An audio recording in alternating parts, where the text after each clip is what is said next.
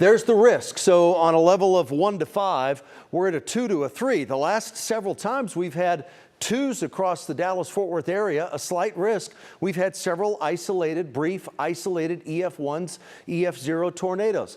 I can't rule that out tonight. Again, hail, damaging winds, and tornadoes, a higher risk to the northeast, Sulphur Springs, Paris, Mineola, northeast of there. Then you head up into parts of Arkansas and Missouri. It goes up to a level 4. Right now, all is quiet. Here comes the cold front. Once again, the timing. This is important. You pick out where you live. Things start to initiate in advance of the front around 3 o'clock in the morning. This model only shows activity around Granbury and Stephenville, but it's well within the possibilities that we could have a little bit of activity extending into Tarrant and also Denton County at 3 o'clock in the morning. 2:30, 2:45, you get the idea what I'm talking about. Then here we are at 4 o'clock. It's the heart of the Dallas-Fort Worth area. It's McKinney, it's Denton, it's Plano, it's Frisco, it's Louisville, it's Dallas, it's Fort Worth, it's Cleburne, down to Meridian and Hamilton at 4.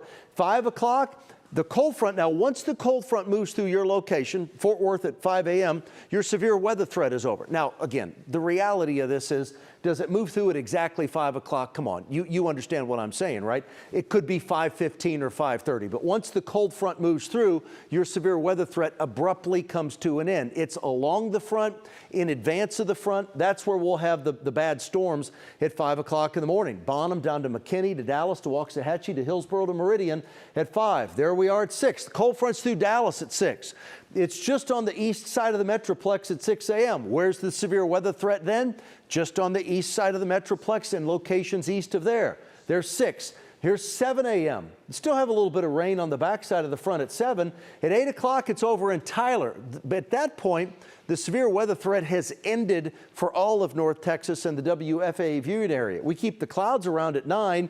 Rain is to the east, but overnight tonight, from 2 to 7 o'clock in the morning, we have severe storms possible across the heart of North Texas, the Dallas-Fort Worth area. It's possible here.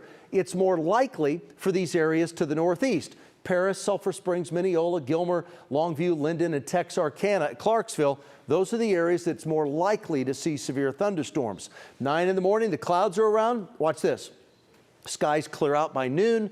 We have sunshine across the area as we head through the afternoon, and then at 5 and 6 p.m. we cloud right back up. And then I have a little bit of rain in my forecast on Thursday, a little bit on Friday, and then Saturday and Sunday mainly dry at this point. Now, I've talked about this since last week, the 2 to 4, maybe even up to 6 inches of rain. It was all contingent upon where this frontal boundary lands. Right now, it's down to the southeast of us, so rainfall totals here for the rest of this week, a 1/2 inch to maybe 3/4 of an inch. About 50 to 60% of us see rain overnight.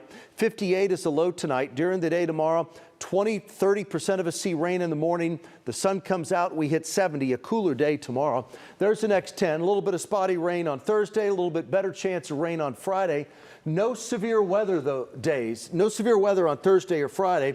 Maybe a stray shower Saturday, mainly south, and right now Easter Sunday is dry, 78.